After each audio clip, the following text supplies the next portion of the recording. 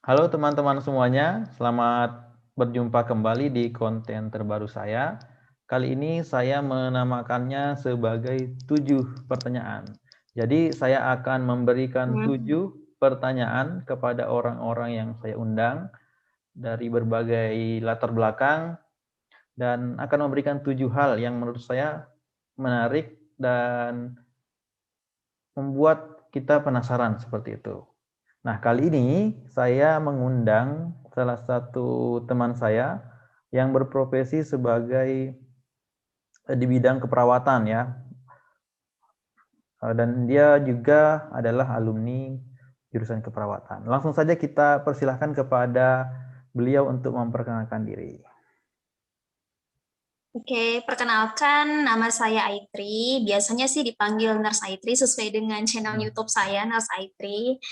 Nah, kalau untuk pekerjaan sih saat ini saya itu hanya sebagai ibu rumah tangga dan sebagai mentor untuk bimbel ujian kompetensi keperawatan dan sebagai konten kreator sih gitu.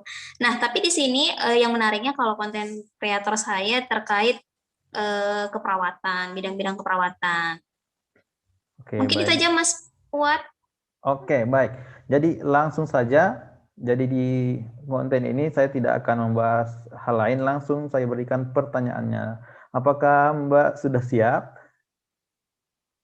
Siap. Oke, baik. Insya Allah siap. Pertanyaan pertama ini yang simpel aja dulu. Kenapa sih dulu memutuskan untuk terjun ke dunia keperawatan atau masuk jurusan keperawatan? Nah, kalau dibilang sih dulu nggak kepengen ya di keperawatannya langsung, tapi mungkin bisa dibilang sih nggak ada pilihan lain, tapi memang pengennya di bidang kesehatan. Nah, dan dulu itu sempat pengennya sih di ilmu kedokteran mungkin ya, tapi kan eh, nggak lulus sih kemarin itu kan waktu di kedokteran, jadi masuknya di keperawatan. Nah, setelah dijajaki, setelah dinikmati, ternyata ilmu keperawatan itu lebih menarik juga gitu. Ya nggak ada bedanya lah gitu. Yang penting kalau kenapa sih pengen di keperawatan, ya salah satunya biar bisa lebih merawat diri kita dan keluarga sih, itu kalau di saya. Oke. Pasien aja dirawat ya, apalagi kamu ya. Iya, betul. Oke, pertanyaan kedua. Suka duka sebagai perawat apa? Nah, kalau dibilang sih kan saya nggak di praktisi, lebih ke akademis sih gitu dan lebih ke akademis lah bisa dibilang. Suka dukanya ya kalau lebih ke mungkin waktu di kuliah ya mungkin ya Mas Fuad. Kalau sukanya sih ternyata ilmu keperawatan itu banyak yang bisa kita kembangkan. Nah, jadi ilmu keperawatan itu dia kan ada 9 fase ya, bisa ada anak, maternitas, nah itu banyak, ada 9 fase. Jadi di situ kita bisa belajar mulai dari lahir sampai kita mati itu semua kita pelajarin sih. Sukanya gitu nikmat belajar ilmu keperawatan.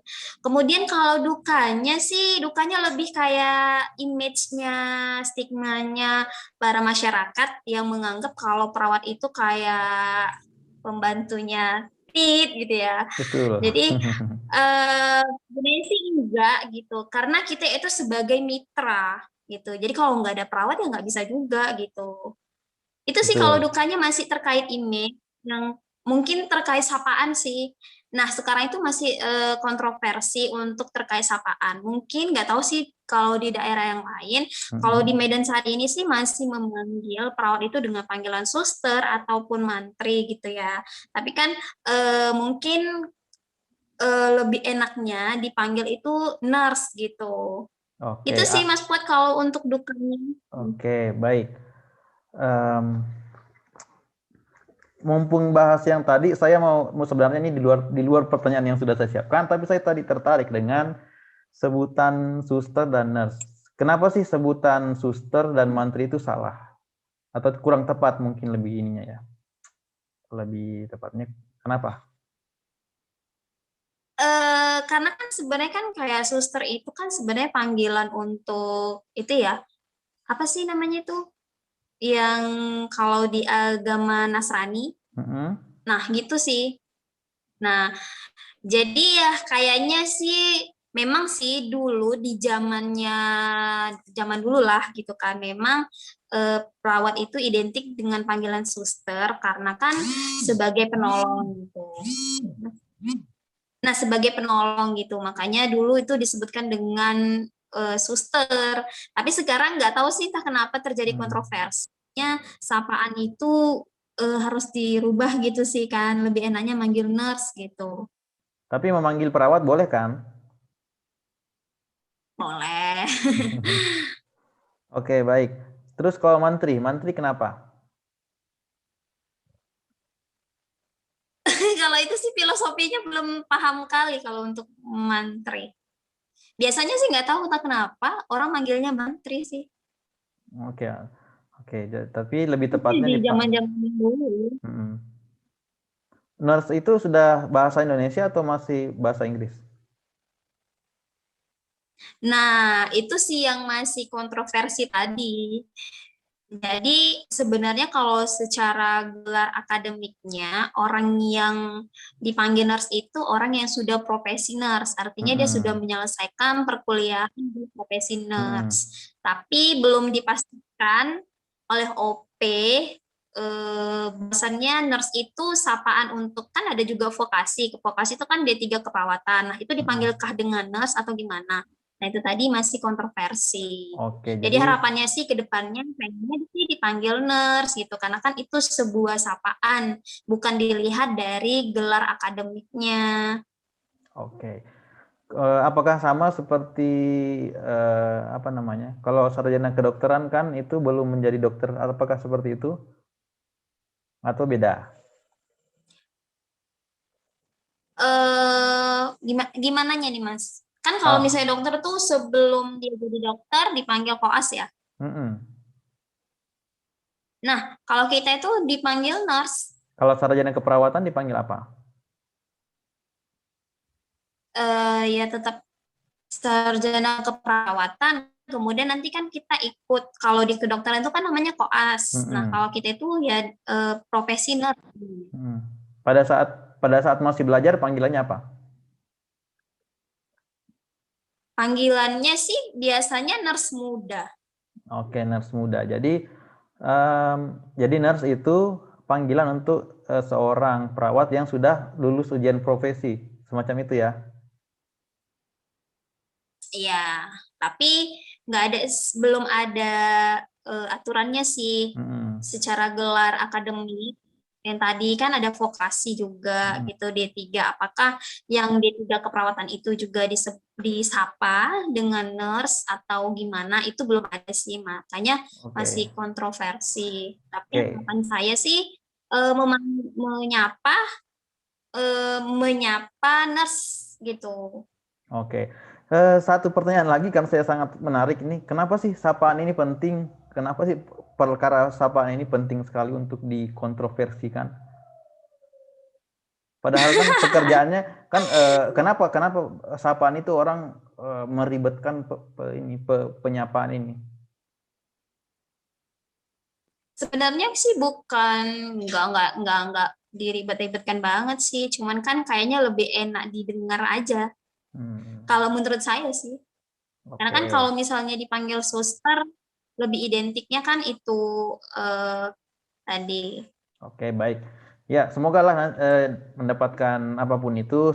Saya berharap semoga nanti dapat solusi yang terbaik. Tapi intinya adalah perawat-perawat di Indonesia ini berbuat yang terbaik untuk kesehatan di Indonesia ya.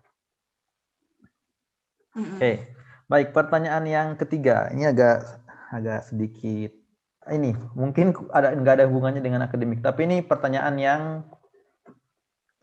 yang mungkin sering dilontarkan di masyarakat. Kenapa sih perawat itu identik dengan perempuan?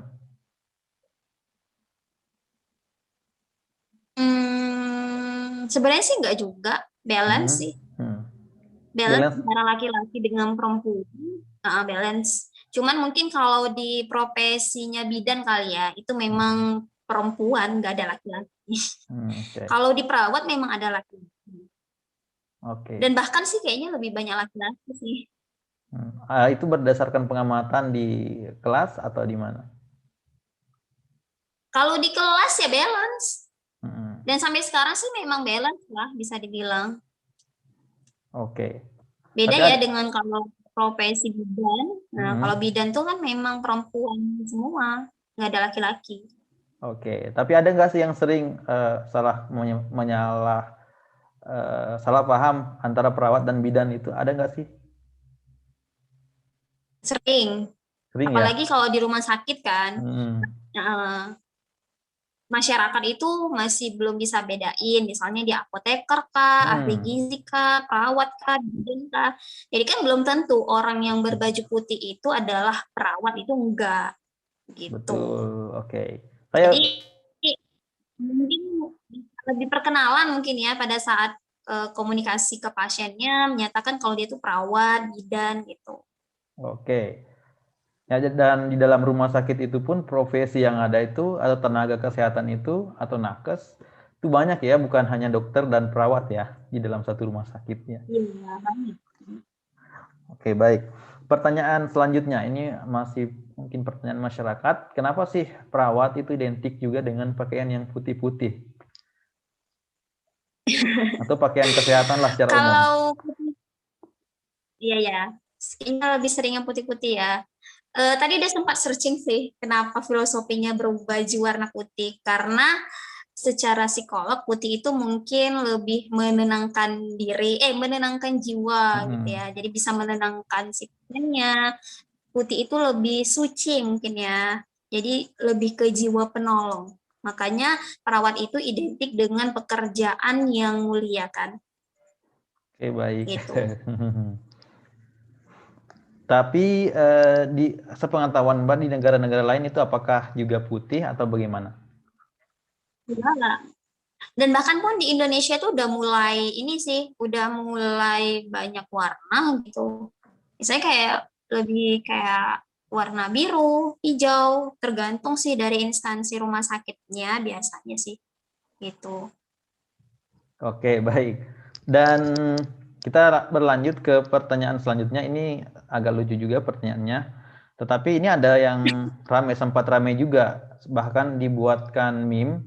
Itu kenapa sih perawat atau tenaga kesehatan itu seringnya berpasangan dengan aparat, itu maupun TNI atau Polri seperti itu? Iya ya, kenapa ya? Karena kalau di saya sih, kalau saya secara pribadi, memang kurang gimana ya? Memang nggak mau dari dulu sih pengennya punya jodoh itu bukan orang angkatan.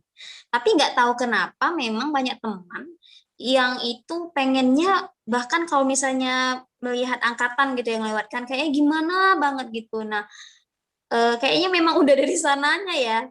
Mungkin gitu. Tapi kalau saya sih memang enggak. Alhamdulillah sih sekarang jodohnya perawat gitu, bukan orang angkatan. Oke, enggak semuanya gitu ya, maksudnya itu hanya stereotip ya. Iya. Meskipun di sekitar kita banyak juga, karena saya pribadi juga punya teman yang ya begitu perawat dan menikahi seorang TNI ataupun Polri seperti Angkatan itu. lain. Diangkat. Oh itu Mungkin bisa saling menjaga mungkin ya. iya. Saling ini ya, kalau Menjaga dan merawat gitu ya. yang satunya merawat, yang satunya melindungi kali ya, mungkin ya. Oke, baik. Pertanyaan terakhir ya.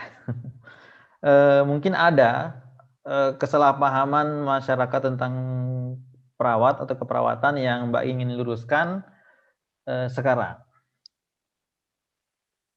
Nah, kalau itu sih tadi udah disampaikan sebelumnya terkait yang berbaju putih itu belum tentu perawat. Mungkin masyarakat harus lebih banyak mengenal siapa yang dijumpai, sedang berbicara dengan siapa, begitu sih. Terus stigma negatif terhadap perawat itu masih negatif.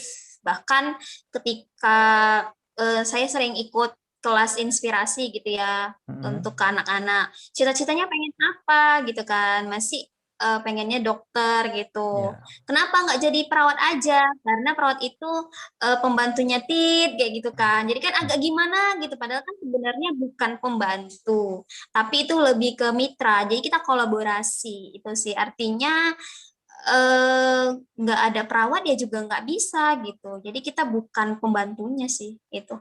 Iya, betul, betul. Saya setuju karena di rumah sakit itu seperti yang saya bilang tadi, itu bukan hanya ada dokter dan perawat, tetapi ada banyak profesi-profesi yang mungkin masyarakat tidak tahu seperti apoteker dan apa profesi yang ada di rumah sakit sepengetahuan Mbak selain dokter dan perawat?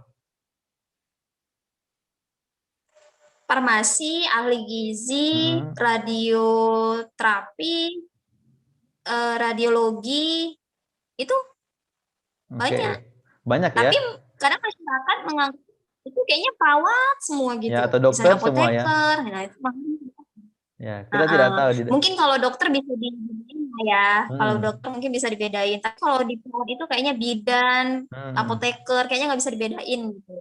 Oke. Itu sih. Ya, ya kalau menurut saya wajar sih masyarakat tidak tahu karena mungkin sosialisasinya yang kurang kali ya. Makanya kalau ada kelas-kelas inspirasi yang lain, itu diperkenalkanlah profesi-profesi yang belum dikenal masyarakat ya. Iya, apalagi ke anak-anak ya, Mas. Betul, betul. Anak-anak itu kan belum tahu, jadi wajar ya. Ya. Oke, baik. Saya rasa itu saja 7 pertanyaan. Sebenarnya kalau mau saya mengikuti kemauan saya bisa memberikan 100 pertanyaan. Cuma kali ini 7 saja. Semoga bisa menjawab rasa penasaran kita tentang dunia keperawatan dan menghilangkan stigma-stigma yang negatif terhadap keperawatan. Iya. Terima kasih, sampai jumpa di video-video yang selanjutnya.